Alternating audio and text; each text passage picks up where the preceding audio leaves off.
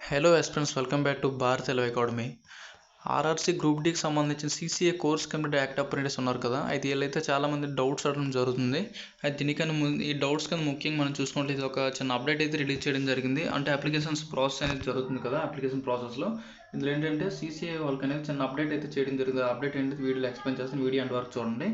అది చూసుకున్నట్లయితే మన CCA course committee act updates ఉన్నారు కదా, ఇప్పుడు ఏంటంటే చాలామంది యాక్చువల్ నార్మల్ చూసుకున్నట్లయితే 23 ఫిబ్రవరి అయితే లాస్ట్ డేట్ కదా. 23 బిఫోర్ చాలామంది కొంతమంది 20 రిలీవ్ అవుతుంటారు, కొంతమంది 19 రిలీవ్ అవుతుంటారు. ఏంటంటే సర్టిఫికేట్ రాదన్న ఎలాగ మేము ఏం చేయాలని చెప్పి అయితే ఇలా చెప్పడం జరిగింది. ఇది ఒక అప్డేట్ అనమాట. మీకు ఇందులో అసలు ఏం చేయాలి, మీకు సర్టిఫికేట్ రాను కూడా అప్లై చేసుకోవచ్చు అనమాట. ఓకే, దీనికి సంబంధించిన ఏ విధంగా అప్లై చేయాలి టోటల్ అయితే ఎక్స్ప్లెయిన్ చేస్తాను. నెక్స్ట్ చూడండి, సర్టిఫికేట్ ఉన్నారు అసలు ఏ విధంగా అప్లై చేయాలి, అసలు ఏమేమి ఇక్కడ ఏంటంటే డీటెయిల్స్ ఫిల్అప్ చేయాలి. ఓకేనా, అంటే ఆఫ్టర్ మీరు ఏంటంటే ఎస్ అని క్లిక్ చేసిన తర్వాత ఏఐటీ అంటే ఎన్సీవీటీ నా దగ్గర అప్రెంటిస్ సర్టిఫికేట్ ఉందని ఎస్ అని క్లిక్ చేసిన తర్వాత మీరు అసలు ఏం డీటెయిల్ క్లిక్ చేయాలి, మీ టోటల్ అనేది ఎక్స్ప్లెయిన్ చేద్దాం వీడియోలోనే.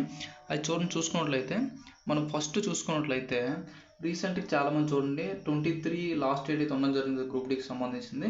ఈ 23 బిఫోర్ అనేది చాలామంది 20 రిలీవ్ అవుతుంటారు, కొంతమంది 19 రిలీవ్ అవుతుంటారు. ఓకేనా, చాలామందికి ఏంటంటే కొన్ని బోర్డులు అంటే జోన్లు అంటే చూసుకున్నట్లయితే దీని ఎవరికంటే ఇది మెయిన్ 23 బిఫోర్ మా 23 ఆఫ్టర్ అయితే కాదు, 23 బిఫోర్ రిలీవ్ అవుతుంది కదా అప్రెంటిస్ వాళ్ళు. వీళ్ళకి ఏంటంటే కొంతమందికి 1 వీక్ పట్టవచ్చు, కొంతమందికి 1 డేలో కూడా రావచ్చు అన్నమాట. బోర్డు పై మీరు చేసే ప్లేస్ బట్టి ఉంటుంది అది చూడండి. మీ కోసమే చిన్న అప్డేట్ అనమాట ఇది. ఏమంటున్నట్టు చూడండి, ఇక్కడ ఇన్ కేస్ మీరు ఏంటంటే 23 బిఫోర్ మీ ఎగ్జామ్ అంటే ప్రాక్టికల్ ఎగ్జామ్ ఉంటుంది కదా.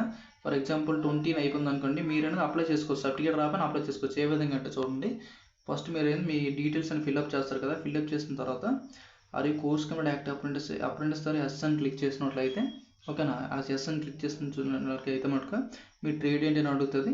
ఓకేనా, అంటే timing from date and date అంటే మీరు ఫ్రమ్ డేట్ ఎప్పుడంటే మీరు అప్రెంటిస్ స్టార్టింగ్ అయిన డేటు, నెక్స్ట్ మీ లాస్ట్ కాంట్రాక్ట్ క్యాన్సిల్ అవుతుంది ఆ డేట్ అనేది ఇవ్వమని జరుగుతుంది. ఇచ్చిన తర్వాత డ్యూరేషన్ టైం 1 ఇయర్కి ఇస్తారు. ఓకేనా, మీ లాస్ట్ ఎగ్జామ్ డేట్ అని ఉంటుంది కదా, అంటే మీకు ప్రాక్టికల్ ఎగ్జామ్ అని అవుతుంది కదా, ఆ ఎగ్జామ్ ఎప్పుడైందని చెప్పేసి డేట్ ఇక్కడ మెన్షన్ చేయాలి. నెక్స్ట్ మీరు చూసుకున్నట్లయితే మీ యొక్క రిజల్ట్ డిక్లేర్ ఉంటుంది కదా. రిజల్ట్ అంటే మీకు రిజల్ట్ వచ్చిన తర్వాత సర్టిఫికేట్ రావడం జరుగుతుంది. ఓకేనా, మీరు ఇక్కడ ఏం చేస్తారంటే జస్ట్ ఎస్ ఆర్ నో అని అడుగుతుంది అనమాట. మీరు ఏంటంటే జస్ట్ నో అని క్లిక్ చేసి సబ్మిట్ చేసేయండి, మీ సీసీఏ కింద అనేది వచ్చడం అనేది జరుగుతుంది. ఓకేనా, మీ సర్టిఫికేట్ డీటెయిల్స్ ఎప్పుడన్నా అడుగుతుందని చెప్పినట్టు చూసుకున్నట్లయితే మార్చ్ 6th అనేది మోడిఫికేషన్ లింక్ వస్తుంది. ఇన్ కేసు లింక్ రాకపోయినా పర్లేదు అనమాట, ఎందుకంటే మీకు అనేది డైరెక్ట్ అప్లికేషన్ అవడం జరిగింది ఎస్ ఆర్ నో. ఓకేనా, అంటే ఏమంటుందంటే రిజల్ట్ డిక్లేర్ అయ్యేలేదని అడిగాడు. డిక్లేర్ లేకుండా అనుకోండి, ఉంటే చూడండి ఇన్ కేసు మీరు డిక్లేర్లో ఎస్ అని క్లిక్ చేశారు అనుకోండి, చూడండి డిక్లేర్ ఎస్ అని క్లిక్ చేసుకున్నట్లయితే ఎస్ అని క్లిక్ చేశారు చూసారా. ఎస్ అని క్లిక్ చేసిన తర్వాత సర్టిఫికేట్ నెంబరు, సర్టిఫికేట్ డేటు, ఓకేనా, సర్టిఫికేట్ అబ్టైనెడ్ మార్క్స్, ఫుల్ మార్క్స్ అనేది అడుగుతుంది అనమాట ఎస్ అని క్లిక్ చేస్తే. ఓకేనా, అప్పుడు మీరు సర్టిఫికేట్ ఉన్న వాళ్ళైతే ఈ విధంగా అయితే క్లిక్ చేయండి. ఓకేనా, ఇంకా సర్టిఫికేట్ ఉన్న వాళ్ళైతే ఫస్ట్ ఎస్ అని క్లిక్ చేసిన తర్వాత సెలెక్ట్ ఇక్కడ ఏంటంటే చూడండి నేమ్ ఆఫ్ ది ట్రేడ్ అనమాట. Next ending from date end date ఇస్తారు, డ్యూరేషన్ ఇస్తారు. ఓకేనా, ఇక్కడ మీకు రిజల్ట్ అనేది ఎస్ ఆర్ నో, ఎస్ మీకు ఆల్రెడీ వస్తుంది కాబట్టి ఎస్ అని క్లిక్ చేస్తారు. సర్టిఫికేట్ నెంబర్ ఇక్కడ వేయాలన్నమాట, నీట్గా చూసుకొని వేయండి. సర్టిఫికేట్ డేట్ దాని మీద డిక్లేర్డ్ డేట్ అంటే సర్టిఫికేట్ ఇష్యూ డేట్ ఉంటుంది అదనమాట.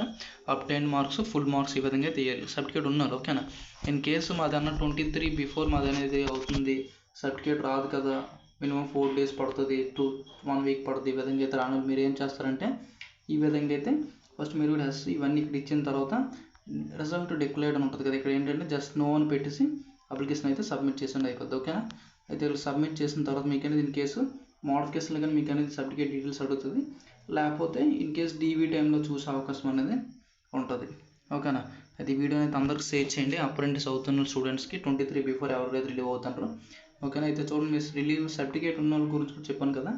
జస్ట్ మీరు ఏం చేస్తారంటే డిక్లేర్డ్ రిజల్ట్ అంటే ఫస్ట్ ఇది ఎస్ఆర్ క్లిక్ చేస్తారు కదా, ఇక్కడ ఎండింగ్ డేట్ ఫ్రమ్ డేట్ అని ఇచ్చింది కదా, ఎస్ అని క్లిక్ చేసిన తర్వాత మీ యొక్క డ్యూరేషన్ అడుగుతుంది, certificate number, certificate date, obtain marks ఈ విధంగా అడుగుతాయి. ఇవన్నీ ఇచ్చినట్లయితే సబ్మిట్ అయిపోతుంది అనమాట. ఓకే, ఇవన్నీ చూసుకొని జాగ్రత్తగా అయితే ఇవ్వండి. ఓకేనా, ఏమైనా డౌట్స్ ఉంటే కామెంట్ చేయండి, రిప్లై ఇస్తాను. Thanks for watching.